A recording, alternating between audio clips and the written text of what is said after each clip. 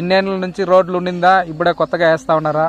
మా తాత వాళ్ళు వచ్చి 35 ఏళ్ళు అవుతా ఉంది, 35-40 ఏళ్ళు అవుతా ఉంది ఇటుకి వచ్చి, ఈ ప్లేస్ కి వచ్చి. నేను పుట్టలేదు ఇటుకి వచ్చినప్పుడు. ఓకే. నేను వచ్చి 15 ఏళ్ళకి ఈడ నేను పుట్టినాను. ఈడొచ్చి మీ తాత వాళ్ళు ఇక్కడికి వచ్చిన 15 ఏళ్ళకి నేను పుట్టినాను. ఓకే. 35 ఏళ్ళుగా ఎమ్మెల్యేగా టీడీపీ గవర్నమెంట్ ఉంది మా ఊర్లో.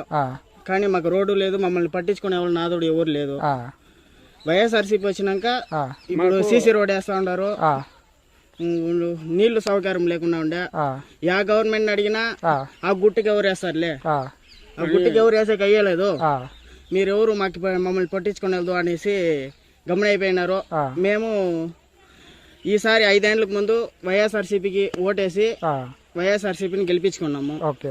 మాకు ఇప్పుడు రోడ్డు వేస్తా ఉన్నారు, కంప్లీట్ చేయాలి. చూడండి కంప్లీట్ చేసిన చాలా దూరం రోడ్ వేసినారు.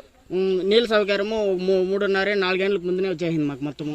ఈ ప్రభుత్వం వచ్చినాక మాకు రోడ్లు అంతా మారిపోయింది. దానికి ముందు మేము ఏమన్నా టీడీపీ వాళ్ళని అడిగకపోతే మీ ఆ గుట్లో ఉండారు, మిమ్మల్ని ఎవరు పట్టించుకోకుండా ఉండ్రి. 35 ఏళ్ళకి ఎమ్మెల్యేగా గెలుస్తా ఉన్నాడు నారా చంద్రబాబు నాయుడు గారు. కుప్పంలో 35 ఏళ్ళకి ఎమ్మెల్యేగా ఇచ్చేసినారు.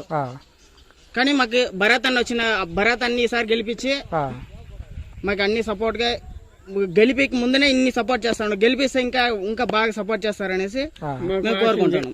ఈసారి వైఎస్ జగన్మోహన్ రెడ్డిని గెలిపిస్తాము, కుప్పంలో ఎమ్మెల్యేగా భరత్ అని గెలిపిస్తాము అనుకుని మా వాళ్ళంతా ఫుల్ గా క్లారిటీగా ఉన్నారు, పక్కా క్లారిటీగా ఉన్నారు.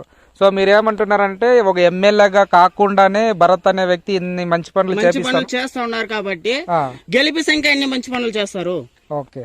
సో మీ నమ్మకం నిజమవ్వాలని మేము కూడా దేవుణ్ణి కోరుకుంటున్నాం. Thank you very much.